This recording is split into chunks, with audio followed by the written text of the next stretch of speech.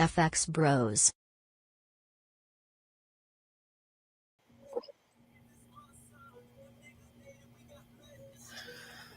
You already know we back at it. 6:30 in the morning. And we here to see what the market is going to do. I think overall, even though we have news that comes out in 2 hours and 30 minutes, I'm looking for this 4 hour to close in 1 hour and 30 minutes. So that's really what we're monitoring. We want to see how this 4 hours going to close.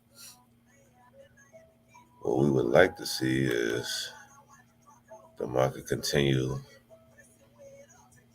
and continue on the increase and still rise up to 69.30.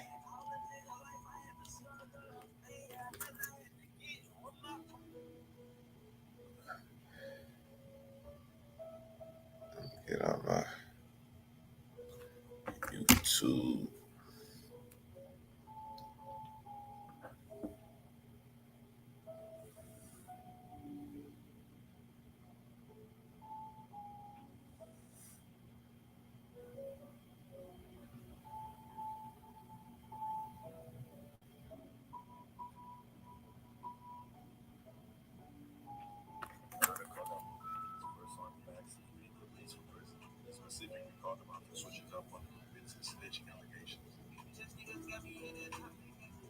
He also points out how low baby works for someone who's a snitch himself.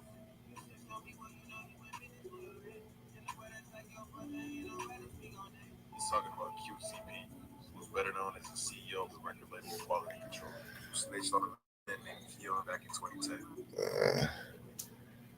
These niggas.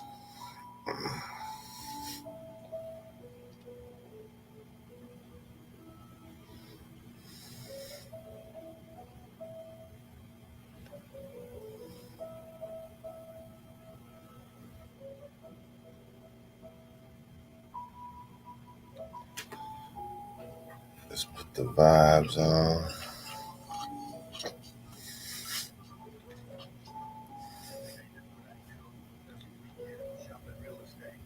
Probably not going to start with that deal right there, the one that I'm standing inside. Damn, Grant.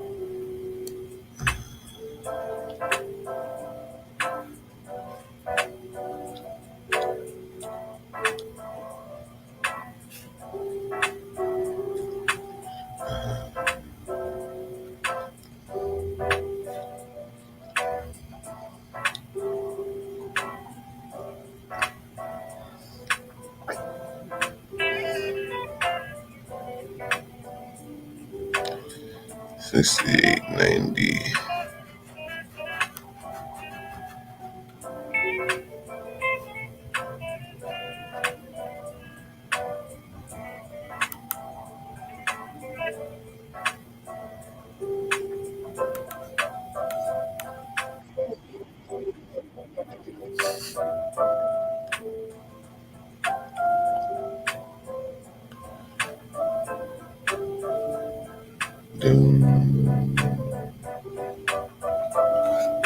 We got joined up in y'all.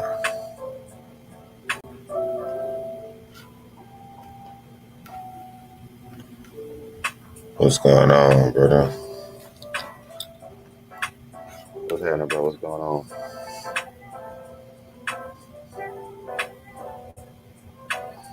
Can you hear me? Ain't shit. Just monitoring these moves. for sure. Yeah, I'm on my phone in the office early, so just tapping in.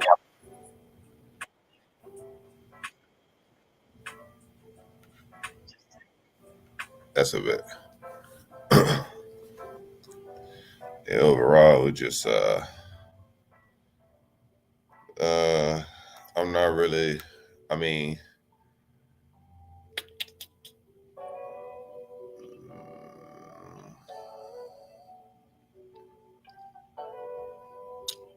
honestly,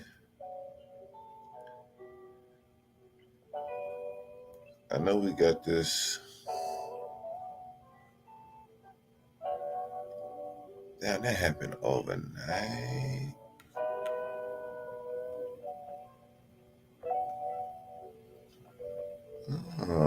So London was doing some crazy shit last night.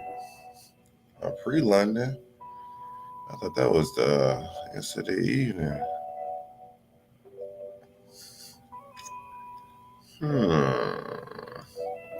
Yeah, we're getting a lot of mixed influences. I mean, yeah, we did get this bullish push up that happened at night. I don't know, was it any news last night besides what did the Bank of Japan do with the interest rate?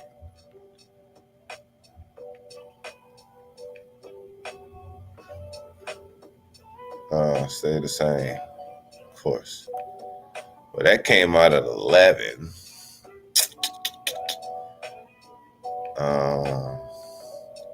Not 100% sure if I can say that this move at 11 was due to that. I don't think the Bank of Japan interest rate has that much influence over the Australian dollar. Maybe the dollar, but which, if that made the dollar weaker, then that would see an increase in the market. So all I'm saying is we already got a 4-hour bullish engulfing. The color change right here. You see the arrow? 2 reds and a bullish engulfing right there. Only thing I don't like about this is that it's very close to strong resistance. It's already forming, a nice little strong level of resistance. Spark, coming on right here. Nice little strong level of resistance up here. So I would say that we could buy off of this, but you gotta come back to the 1 hour. And the only scenario we could really make a move off of is just the hourly close. We get an hourly close, a bullish engulfing of this little minor support. I think that could be enough to maybe get some volume to push higher. Like I said, we did create a new high in Asian. The end of the Asian session pre-London, we created a high stemming from this swing at 11, 10 o'clock Central Time. I was looking at buys on here last night, but we got stopped out. I think I had like a 10 pip stop loss on it. I stopped out on those buys, which is cool because I would have missed this because I know I wouldn't have my take profit right here. I would have been aiming from here, so I would have still been in heavy drawdown nonetheless, but the setup is looking pretty nice.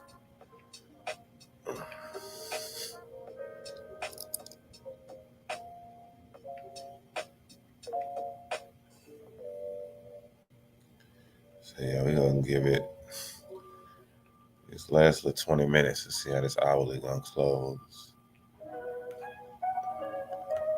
And because we still haven't got that bearish 4-hour engulfing.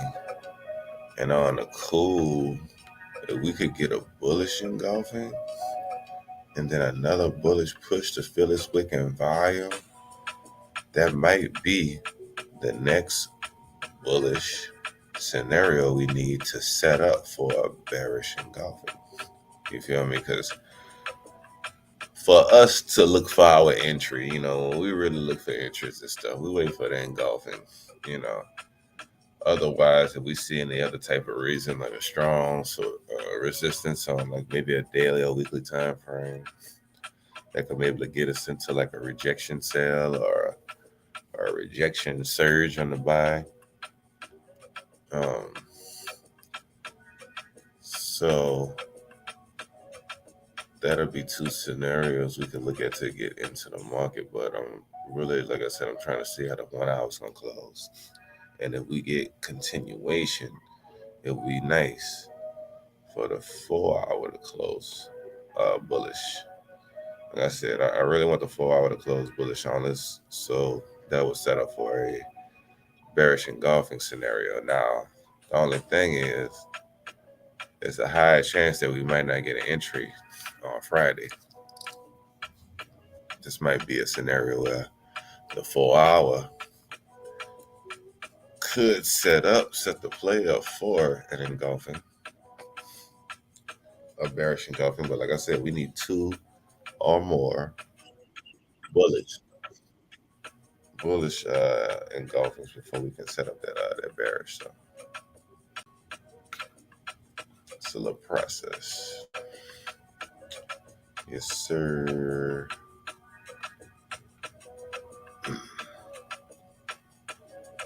So yeah, we're gonna monitor that. Probably put the just for shits and giggles, what they say. What's gonna make this candle engulf? What do we gotta stay above?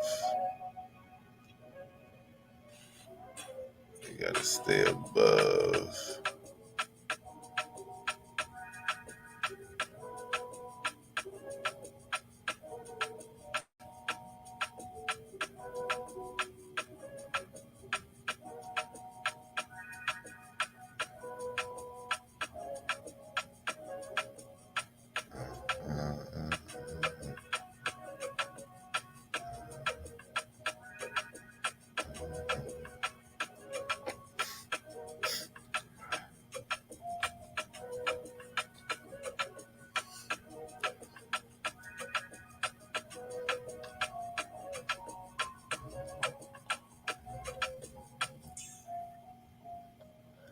So we need to close above 68.73.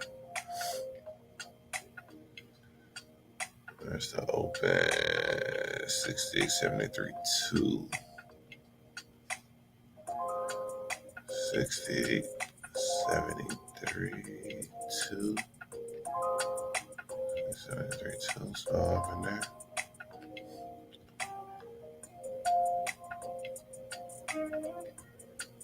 So basically about this green candle. We need to be above this green bullish candle for this to be a bullish engulfing on the 1 hour. So we just monitor that. We're coming up on the last 15 minutes.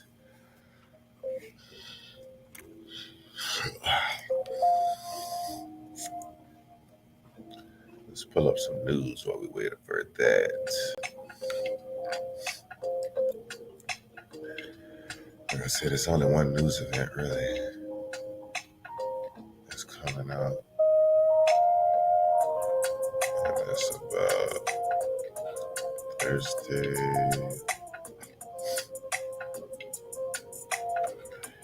Friday, Michigan consumer sentiment.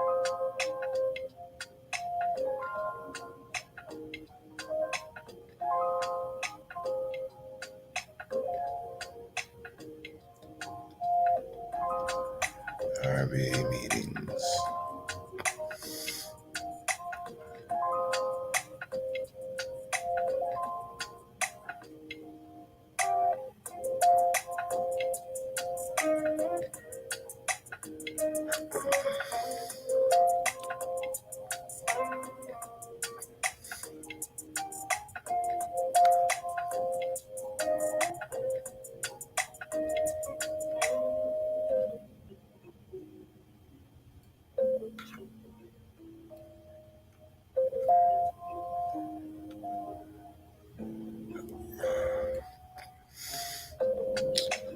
Let y'all read over that.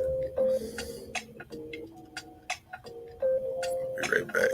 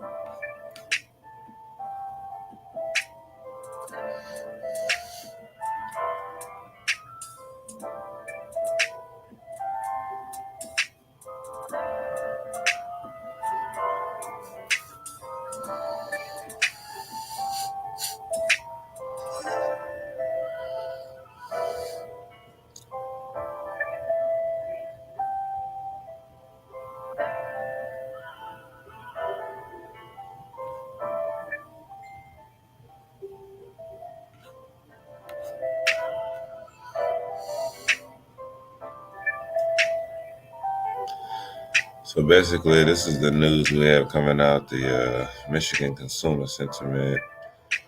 When it comes to consumer expectations, the index of consumer expectations focuses on three areas: how consumers perceive future prospects for their own financial situation, how they perceive future prospects for general economic conditions in the near term, and their perception of future economic conditions in the long term.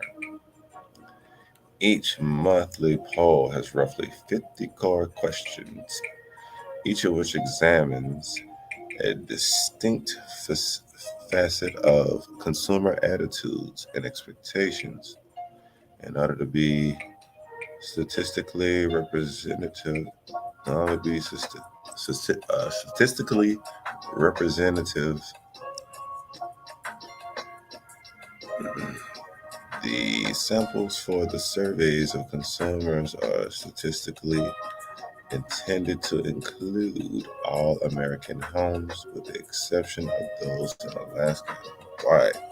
A minimum of 500 telephone interviews is done each month. Who are they calling?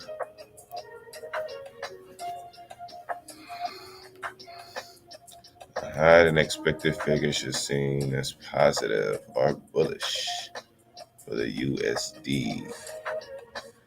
A lower number is negative.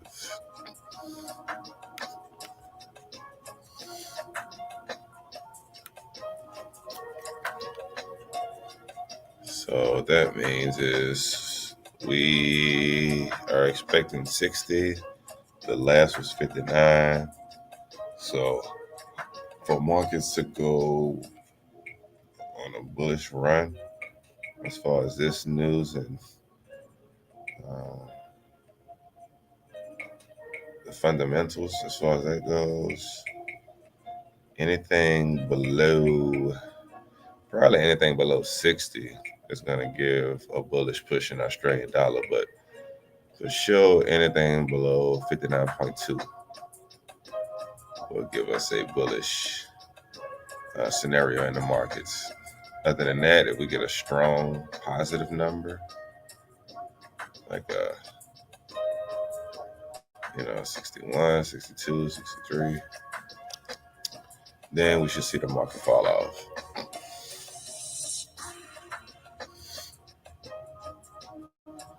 That's basically what we're waiting on. So kind of want to look into the consumer sentiment to see what's the 50 core questions.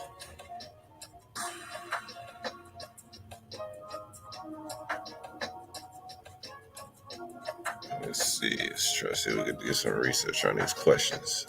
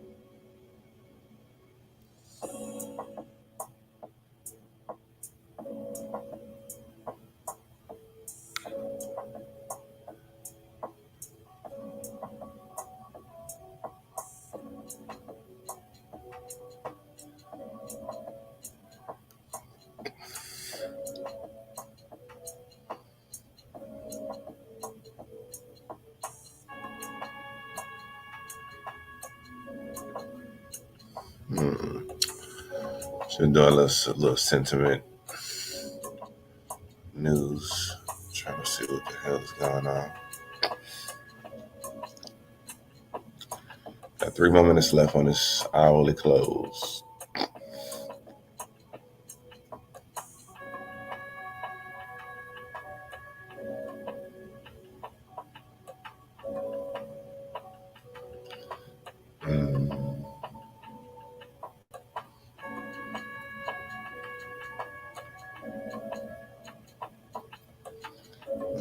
month change.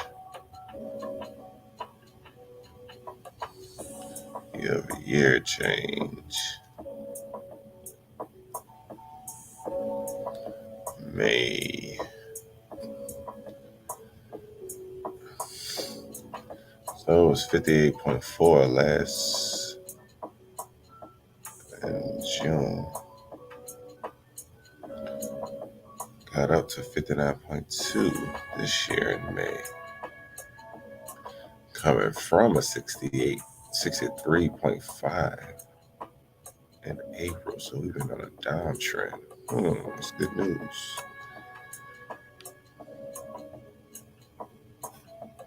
Reasons for poor buying conditions for houses.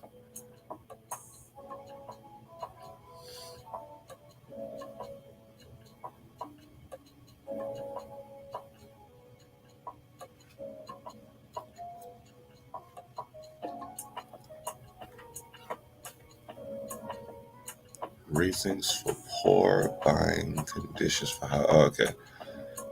Buying conditions. High prices. So we can share this. I'm just on the I'm on the University of Michigan with their consumer sentiment information. It just this is a little chart.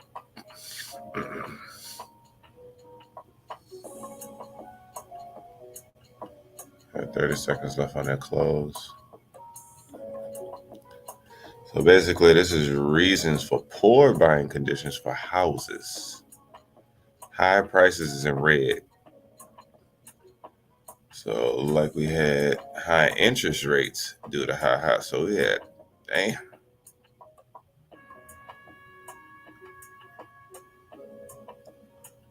No, get down. Get down, Sparky. Get down. Percent giving this reason. 80% are saying interest rates are high. And as soon as they tanked to a new low, we had a new low for buying houses.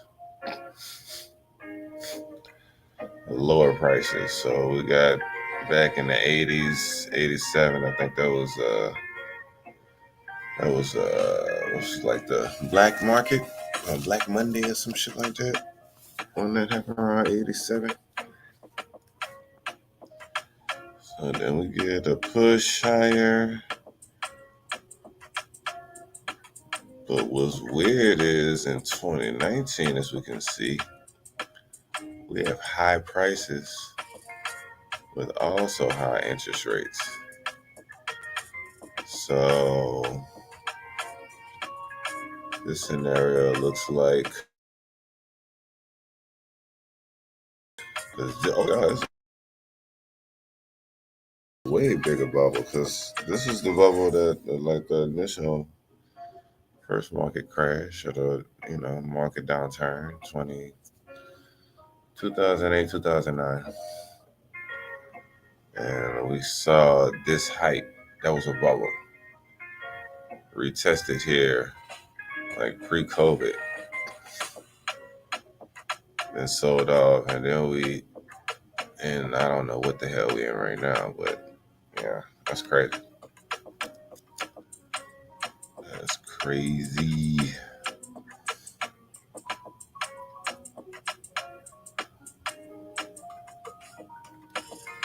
Let me see.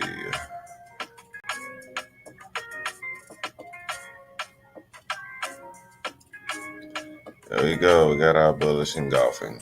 So back in buys. Added to my buys again. I'll try this one more time because I didn't catch it last night. This was 15-minute overnight right here around midnight. Yeah, 11 o'clock in the midnight. We had this bullish engulfing on. Nonetheless, just a nice little bullish run. And pre-London to create the high. take out liquidity above here. Let's put it on a 1 hour. Let me get this bullish engulfing color change. Got 2 or more red bearish candles and a bullish engulfing. That's what I like to see, baby. Let's try it again. We playing with the house's money right now. We've been up all week.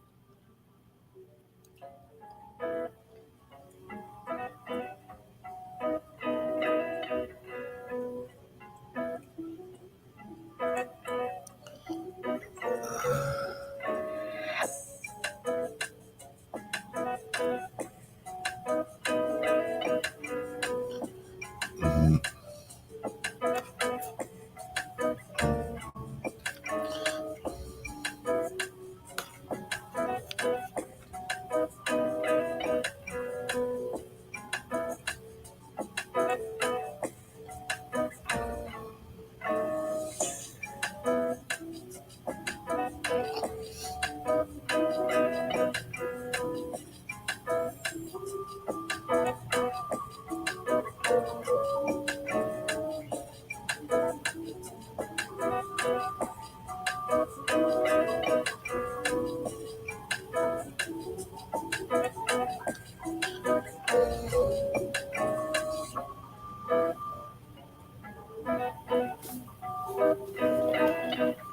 18 and 40.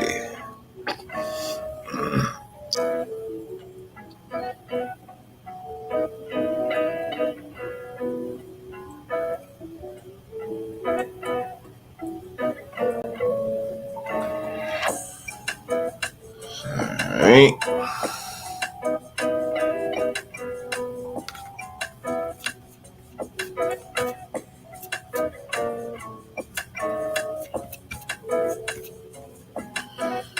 Bam.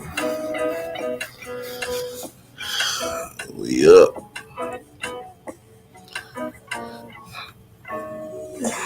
Currently, I added to buys. I'm still in buys. I got a 1. I think from right here. Yeah, this engulfing on Thursday morning. Still holding buys from down here. I just added again. I tried to add on this one. That's a little premature. This one is better. Why? Because it's created a double bottom, some sort of support, minor support in the 1 hour. So I like that setup a little bit better than this one that just popped up out of nowhere. Kind of early too for Asian session too at 6 o'clock, a little early. Like that 8 o'clock, a little better. But let's monitor it and see. Like I have a take profit on one of my smaller positions right here at the high, and then another one up here in the mid-range, like 69.50 area. This is Friday. I'm not expecting the market to rip up, but if we do sweep these lows, which is a very high chance we could, depending on if we get a close below here, I will most likely probably get out of all buys, including the one I had from down here. So I just want to wrap up that profit. I was already just basically siphoning money out of this trade. While I was up, I had a buy here that got lost, so that money was for from this buy, and now just add it again to this buy, and I'm basically playing with profits from down here. So if I lose twice, lost here, if I lose this buy, then I want to get out of everything because I don't want to just basically make this trade like a nonchalant. So just gotta monitor that.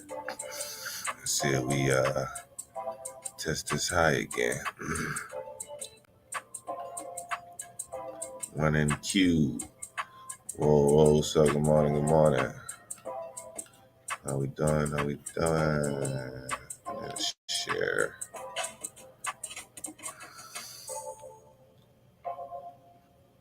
Shamus cuisine.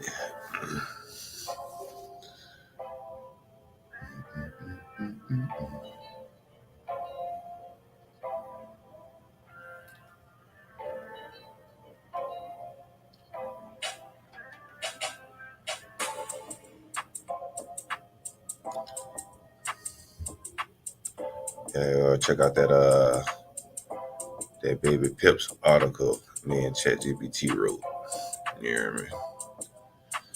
Ain't gonna take all the credit.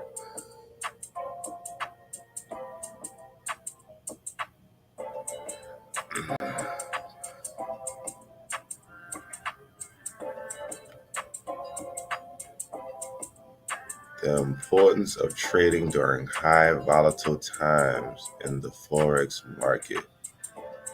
Baby Pips. I'm gonna try to see if I could write one every week and increase that as we go along. But it's fun just for a little extra added marketing. Have the name out there buzzing. You know.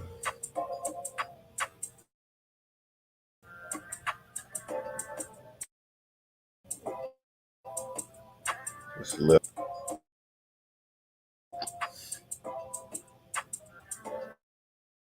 And we on the rise with it. We got 228 views from 3 users.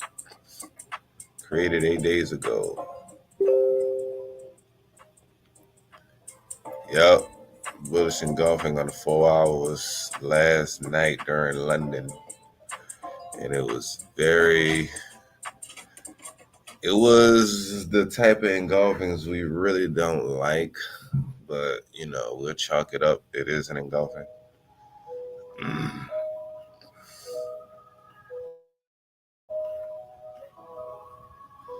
Yeah, man. So if y'all wanna y'all knowledge of the world, seems like this and other situations might be a good way to just push the SEO out there. This is basically SEO, the website we're gonna be building.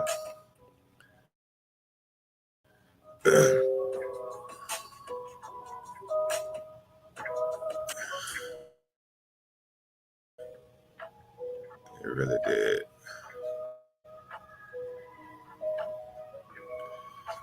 And it's looking like we might be visiting the same little high if we continue higher. And like you said, we did get the bullish engulfing on the 4 hour right here. Like I said, the arrow will always point them out. We got the red bearish candle followed by another red bearish candle, and then bam, bullish engulfing color change. After we wait for that scenario to happen. But like I said, the only thing I didn't like there too much is that we had this bullish engulfing, but it also created the high of this, this range so far. That's the high. So I don't really like that. Bullish engulfings for a high to reach to. You feel me? Like bullish and high to reach to. Those are better scenarios, like sexy. But when you look at the higher time frame, then you be like, okay, well, maybe we do have some room on the daily. I mean, we did just create a swing from this selling. Because, we were selling weeks before this bullet on June 1st, so May 31st. And yeah, so you can trust in that. Yeah, it's not our beautiful setup, from lows, bullish engulfing right here with our highs to attack. We didn't really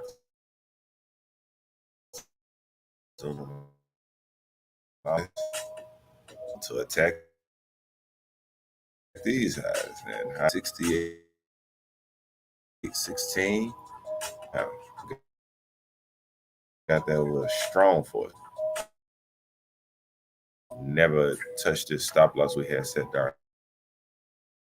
Got a market rose. Like I said, we've been watching this, so we what happened, but level, if you will, came right down back with force. And what is it? This is a strong level. I was uh I was kind of explaining this years ago by what's that dude name? Anyway, it's the guy that he created. Yeah, he wrote a book called Naked. I want to say the Naked Charts or Naked Trading, and I can't think of his name, but I want to say he currently lives or lived in Australia. He's like a surfer or some shit. But yeah, cool dude, very knowledgeable, real chill. Like that's why I really got his. I took heed to what he was explaining, because just his personality, surfer, beach, chill, relax, ain't really too much going on. But yeah, basically what he was saying was, if you have a strong level of support or resistance, we need a strong, very large bodied candle to break through that. And we somewhat got that right here, but that was basically running in and kind of look, and then the market quickly rejecting, and then also that was news. So let's keep it real. That was news right there. I think that was I think Jerome was speaking on that news. And then we pushed higher, and then the next scenario to break above this strong, and probably any other more liquidity we had, was this big bullish push we had. And we zoom out. Oh yeah. So not only was it strong, we had multiple touches. So that's why we need big candle to break, really break past and all that shit. That's really not good enough for this. Like I said, overall, been holding this level for a while, but this is what we're testing. Let's talk about that 4-hour gap right there. We have price tap into it by wick. Imagine if you would have sold from here. So a lot of people teach this strategy, you know, find your fair value gap after it broke. Typically, you get a fair value gap through a structure for a bears or a reversal from a bullish trending market to a bearish trending market. But when it breaks through, probably a more stronger structure down here, it does it in a forceful way with, like I said, strong big body candles down. And then we'll create a fair value gap, and then you can just kind of wait till sometimes you get like rejections from this zone. This is a very important zone. As you can see, price just left from this area. Like we had a little scenario here, high wick, low wick, and then price just dipped. Just never tested down here, none of that. Then you get a wick right here. It never came back up in here. Just a nice little short wick. So what the fuck is this price? It's free, fair play. Just nobody tested this. Market just ran through this with no assistance, no resistance, no setbacks. So we look at that for the market to try to clean that up, if you will, and feel that that strong volume push that created just like a easy scenario of just full bearishness. There was no bulls that tested this move. And as you can see, didn't have a good time testing it for the remainder of this bearish move. And that's how we got to where we are now. Down here.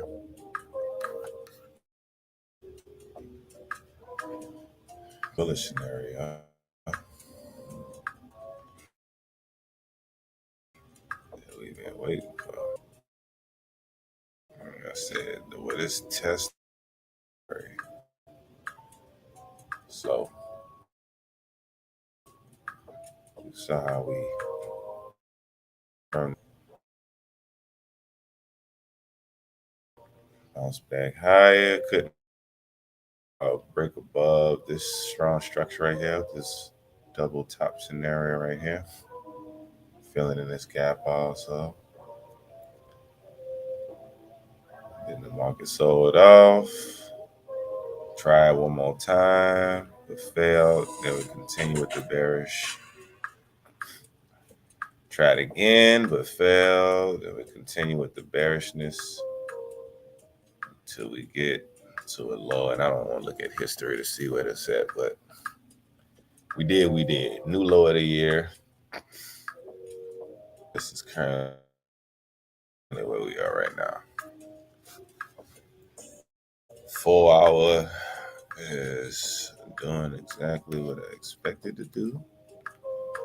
And if we get a nice push from that news, it's going to drop. And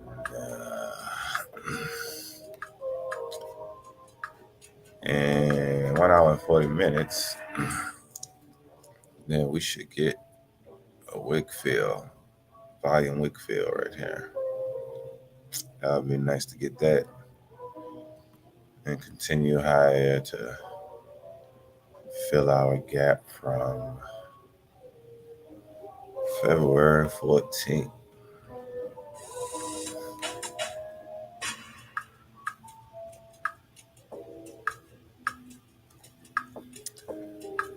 Yes, sir. What do you guys see? Y'all see anything that I'm not seeing? Any type of resistance maybe that we may not be breaking past? Or will we hit this area? Like, I know we was calling out the 69 threes and 69 fours yesterday. Like, how y'all feel about that area now? We did get a strong bullish engulfing on the 4 hour, but it was followed by a bearish engulfing on the 1 hour that met the support and rejected it with the engulfing on the bullish side to match the 4 hour. So, what y'all think? Let me know something.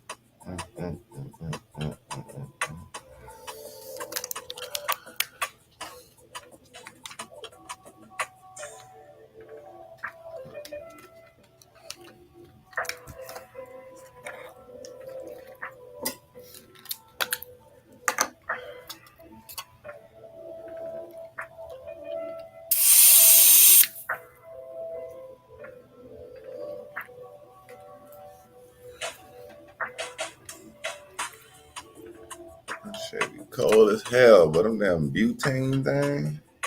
That shit. I think this thing is broke. My litry.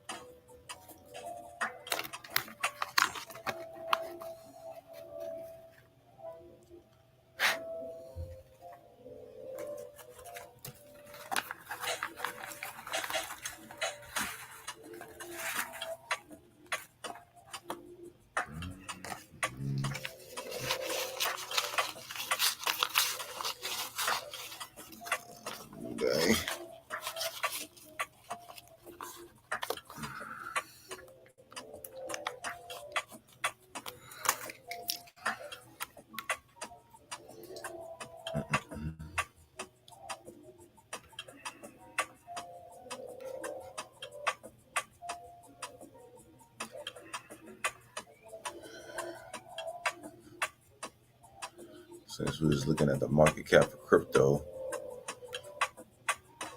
just want to let you know the total market cap for crypto went up. What was that, 1.0? I think about 10 billion. I think we was at 1.02 yesterday. Now we at 1.03, so 10 billion.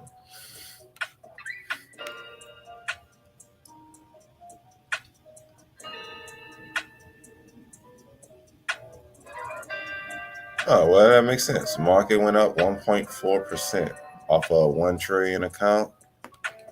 1% is what? Is that 10 billion? Yeah, I think so. Because 10% would be 100 billion. Yeah. I think that's how that goes. Yeah, let me know if I'm wrong.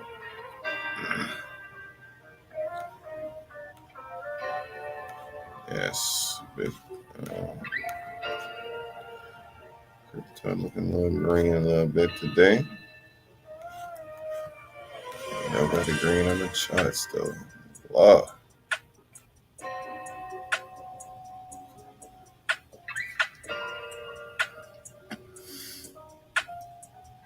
Shiba Inu holding a $3 billion market cap down. Polygon, Doge,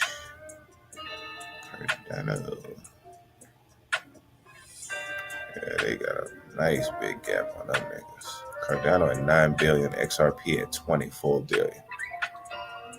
Side by side, each other on the charts, but yeah, that's crazy. That's crazy, man.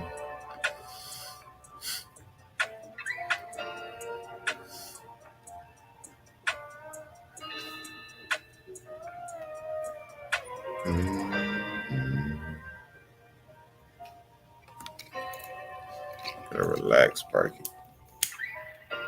Chill out with that shit.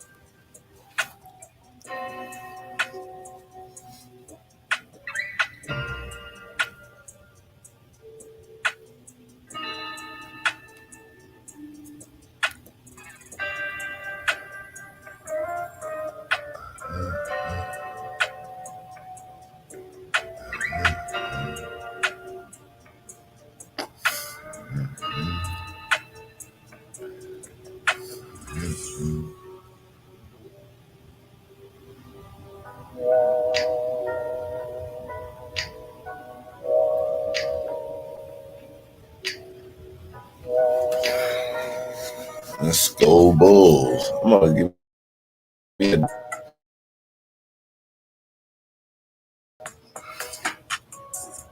This would be a perfect time to be wearing Chicago Bulls because this market is really looking like a damn basketball game.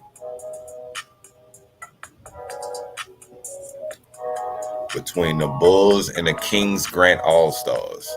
That's what this market looking like. And the Bulls is kicking the All-Stars ass.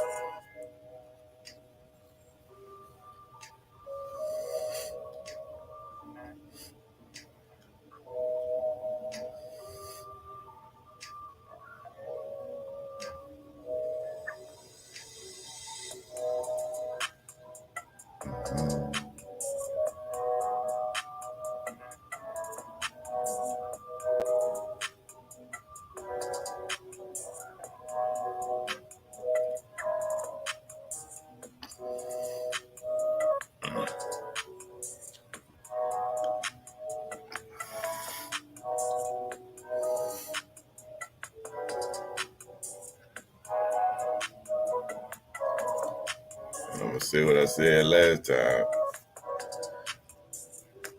The market didn't come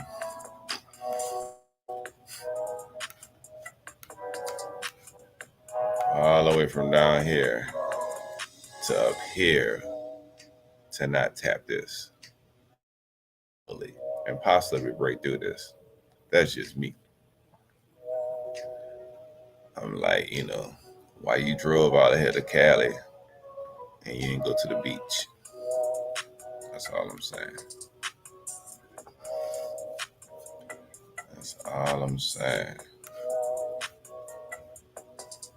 You came all the way this far, you might as well. You gonna come just to smell the fresh air and leave? That's a waste of time.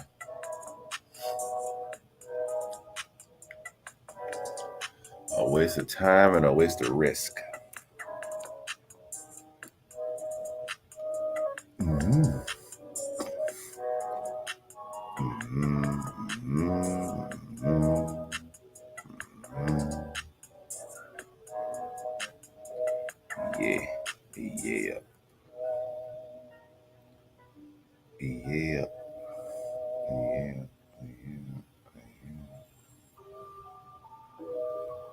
That's out.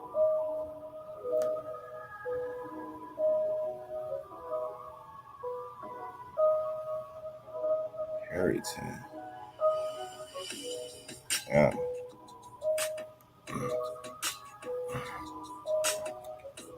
Yeah, we gotta send prayers out to people in Perryton. I don't know if that's Texas, but a tornado touchdown out there last night.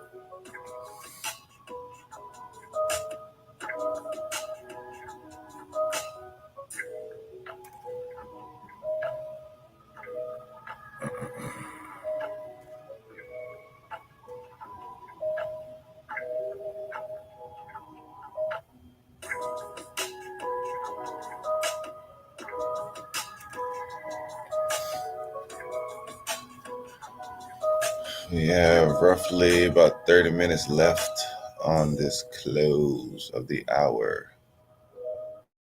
Still taking shots from behind the perimeter. No look. Dishes.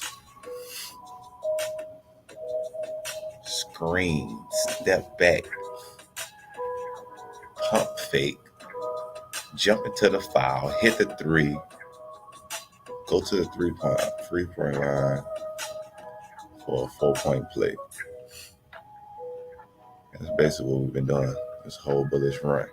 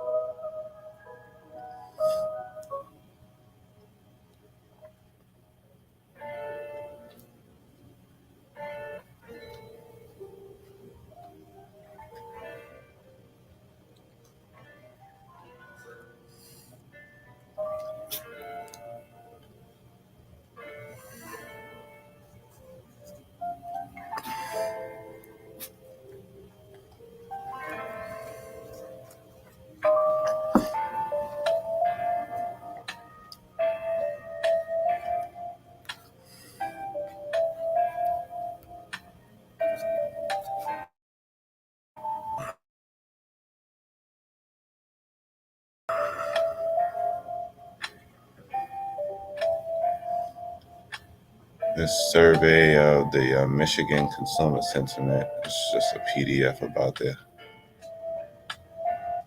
the actual survey that was founded by a guy named George Katona in 1946, when everybody was considered a consumer, all walks of life, right? Yeah, yeah. It's a sweet time in 1946.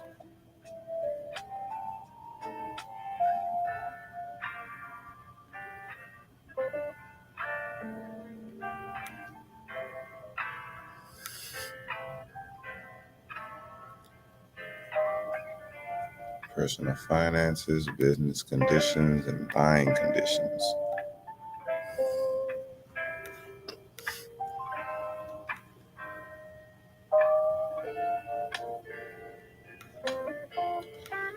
Yeah, I wonder who they're asking. What's to the sudden news of the plunge in stock prices in October? So I was right.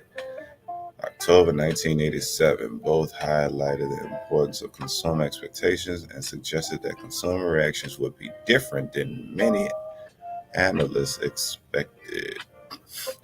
Following the crash, the most common assessment was that consumer confidence would play a pivotal role in determining whether a recession would develop.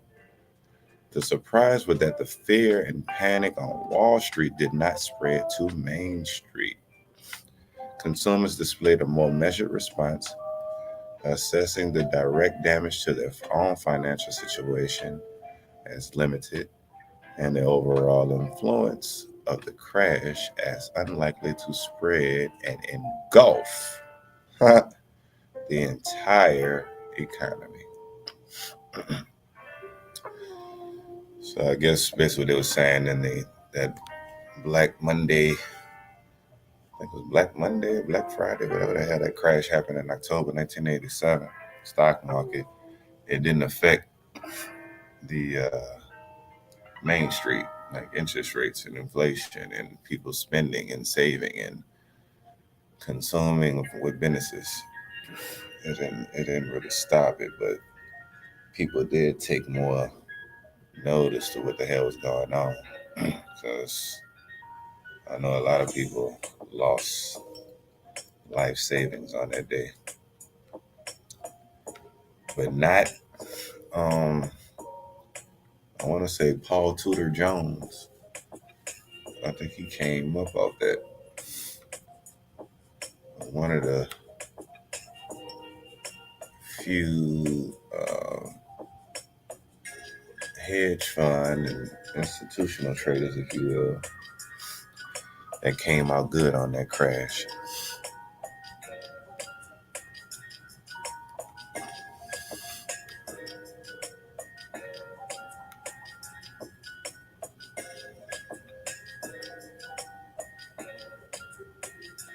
So these are other countries that now regularly monitor consumer sentiment through studies that are patterned after the survey of consumers.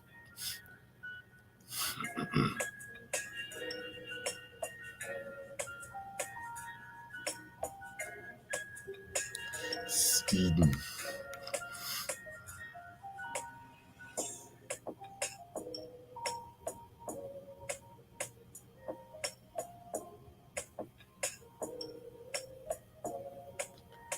So this is one of the questions. No one can say for sure, but what do you think will happen to interest rates for borrowing money during the next 12 months? Will they go up, stay the same, or go down? So over the years from 1967 to 1995, this was people's expectations over the actual. The actual was this thin line right here, the smaller line, thin line, thin line, thin line. And the expectations is this thick line. They were expecting the change in the prime rate. They were expecting the rates to be at 4%, but the actual was at 2%. Only time where we were correct, I guess, when those markets dipped down to a level. And I guess, if anything, consumers' expectations were more in line with the actual based on this. Maybe they expected to go lower, so they were saving and not spending as much. And then when that scenario happened again, maybe they were more aware of it and just followed along with it, still was spending, but maybe according to these negative rates.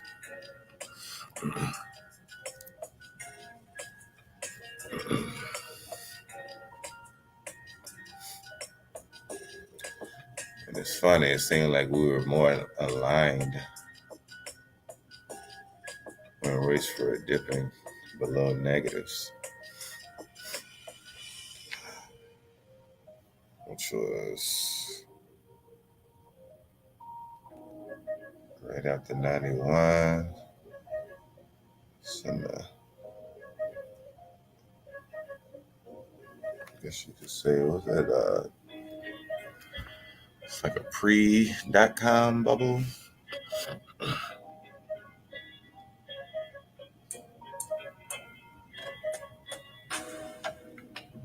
1983 is when I was born. So I should have been getting a whole lot of loans and shit. Got 20 minutes left.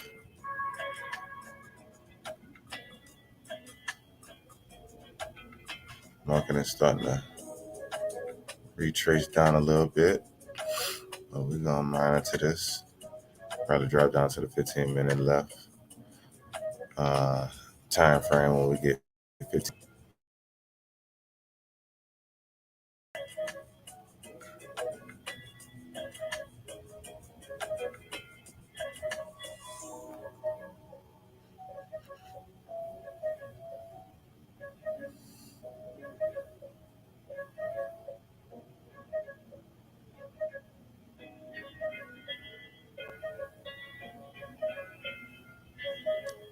I say consumers generally anticipate interest rate changes 6 months in advance of the actual change. How well do consumers anticipate unemployment rate changes? How about people out of work during coming 12 months? Do you think there will be more unemployment than now, about the same, or less?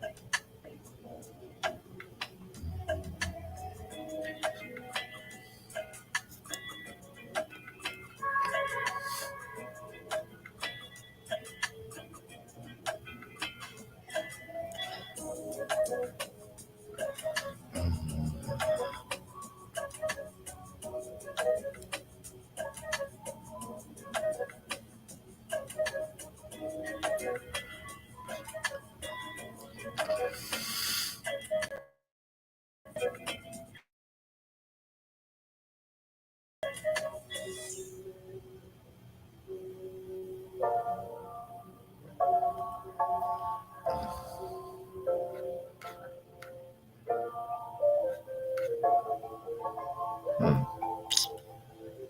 Dope information.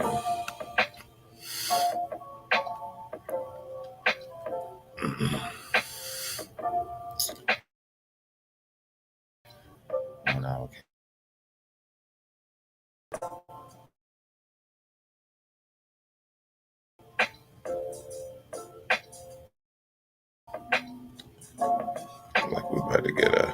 bearish engulfing on a 15-minute. Change scenario. Got 3 bullish in a row, followed by a bearish engulfing. We got 30 seconds left. See how we close.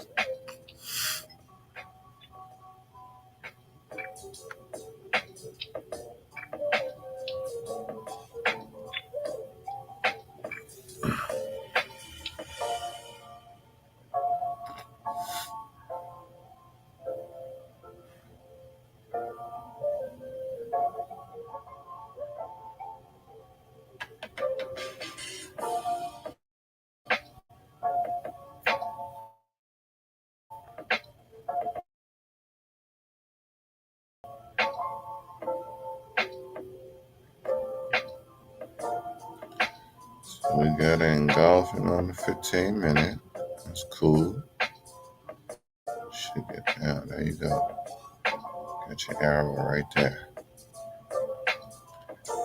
Every scenario like this so far has been playing out to the bears until they reach support. So this might be another scenario where, and then we had a bearish engulf from up here after London took out those highs. We came down to the support that it rose from to take out those highs.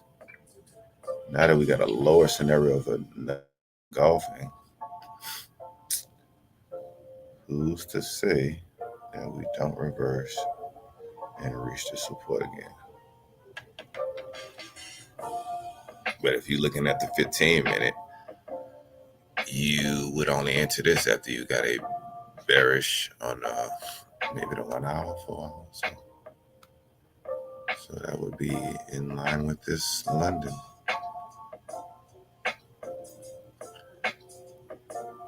Did we hit it on the 4?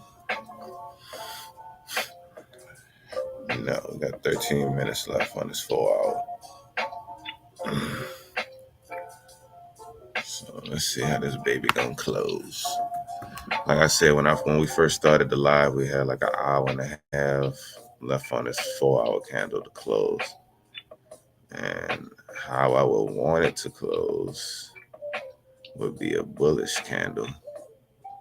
That way we can have a bearish engulfing and follow through with sales for next week. But let's see, let's pull out the Fibonacci and let's see the range. See where our low is at on this bullish push.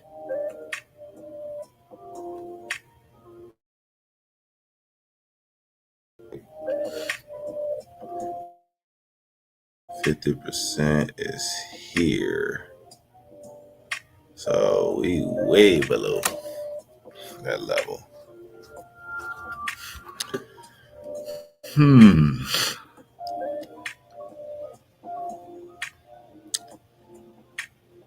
I'll leave that right there.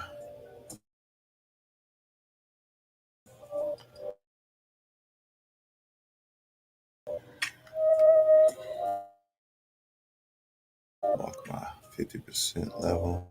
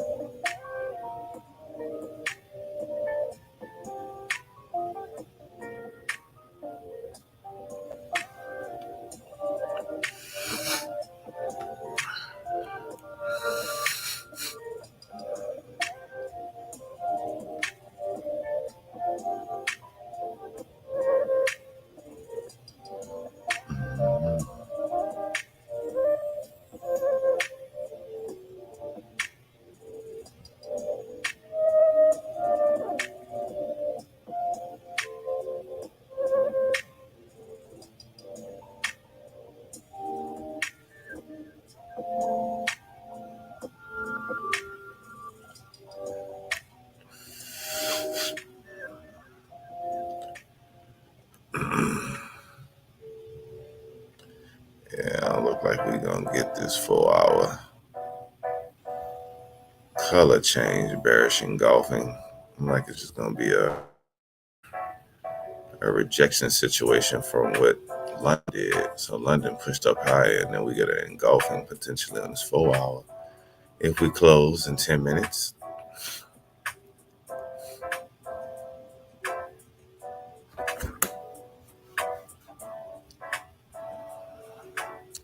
like I said, it's not a color change, but it is a telltale that this bullish push was not the move.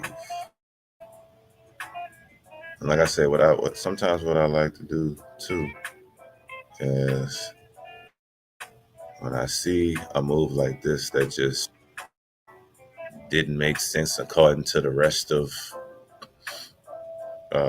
price action when the candles form, I would sometimes like visually remove this candle and then connect this high right here, this open, to the close down here, so you can see how we had just a continuation of sales. If we connected this down, that would probably be somewhere in the closer to 50% level, potentially.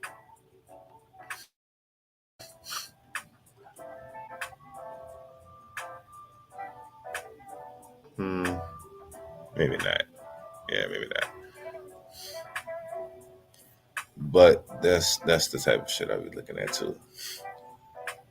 It was like, well, shit, if this was news, if this was just like manipulation of volume, extra added volume, then I'm just gonna remove that. I just want to see normal chart, normal market conditions. And the big question here: do you add to this position on buys since the market has came down, or do you hold out to see what this hour gonna do? It's the big question. Me personally, with how we've been running up, bears haven't engulfed the 4-hour yet. Bears haven't engulfed the daily yet. We get a double bottom, and the market coming all the way down for a potential add. I probably would add to buys. Let's see how that's gonna work out. See how that's gonna work out.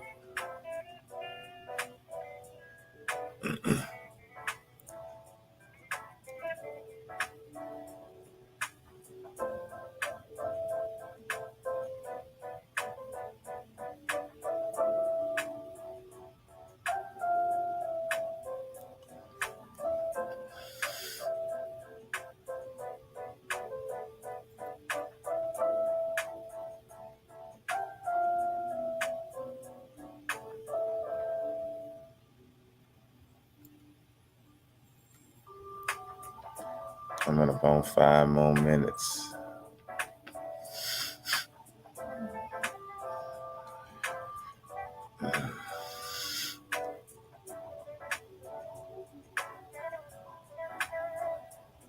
And also another way you need to look at how the bears are starting to show signs that they, want to have some kind of power, even though it's not real power yet. Because like I said, we didn't get a 4-hour daily engulfing, but this is Friday.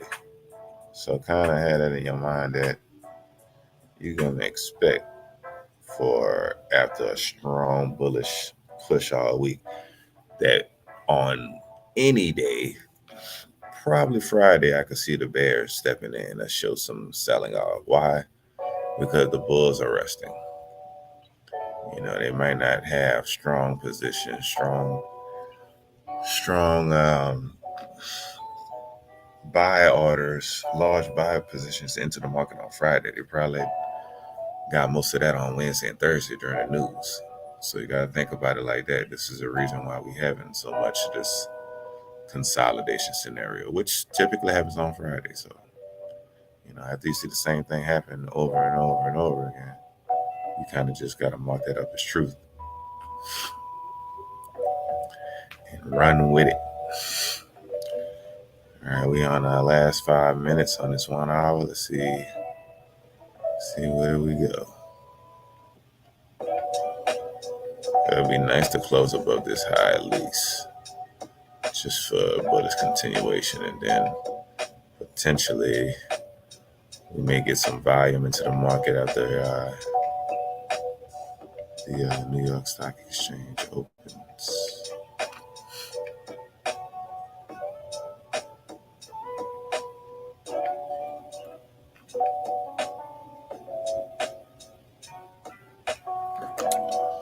We got 5 more minutes for that.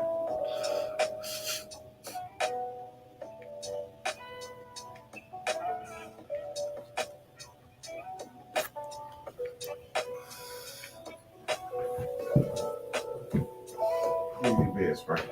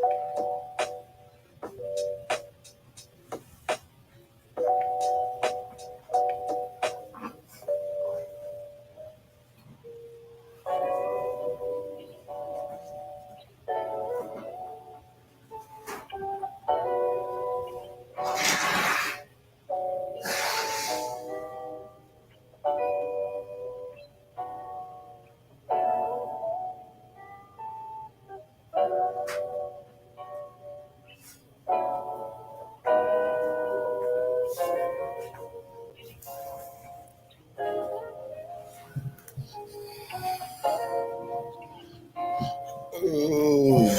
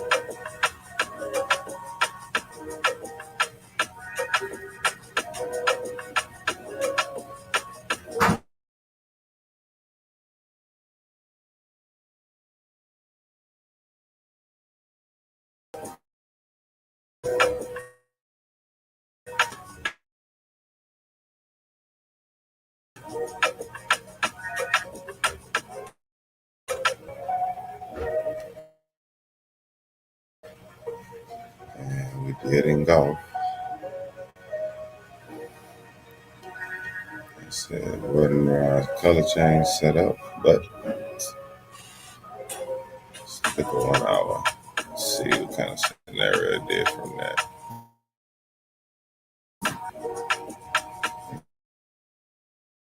Out the bullish and go.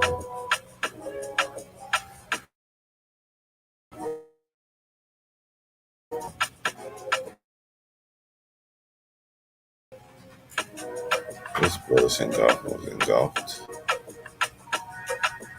Came down into the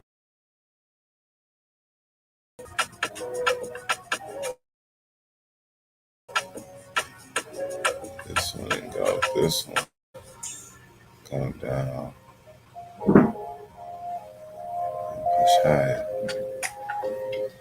It all depends on how far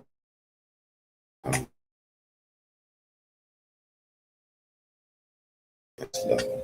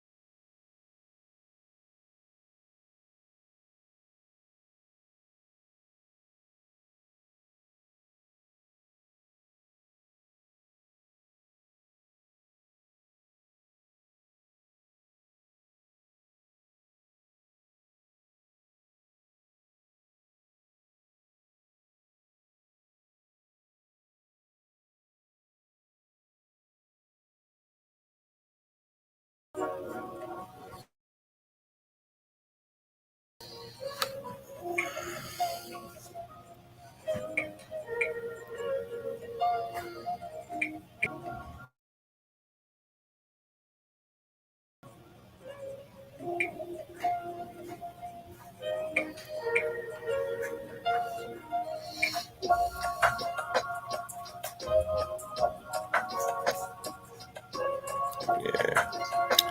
All right. I'll close those buys from Thursday. The fact that we swept these lows. Get out of all buys right now.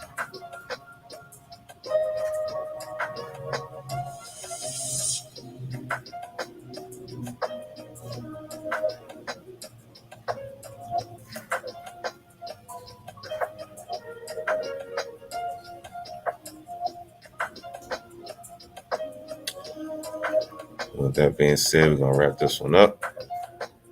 And we'll see y'all on Sunday, 8 o'clock. Something to talk about next week. And see how this Friday ended. But like I said, I think the Bulls are coming in.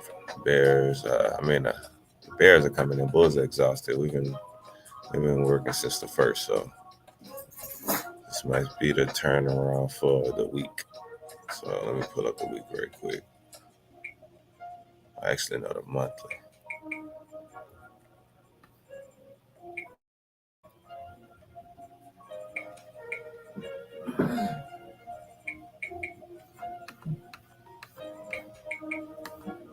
Thank you for calling franchise.law. How may I help you? So looking like overall levels we're looking at is to see, one, will we engulf this? Two, will we stay above these wicks? Or will we stay under the close of this bearish engulfing? That's going to be the questions we got to ask as this monthly comes to a close in the next 14, 15 days or so. Till then, we're just going to be patient and wait and monitor it on the time frames we can monitor it from. Just the daily to the one. Ireland, IRELAND, 720-355-3394. And is there any particular company you represent? Okay, Trevor, let me go ahead and get this over here for you. All right, guys. We'll see y'all on Sunday. Peace out.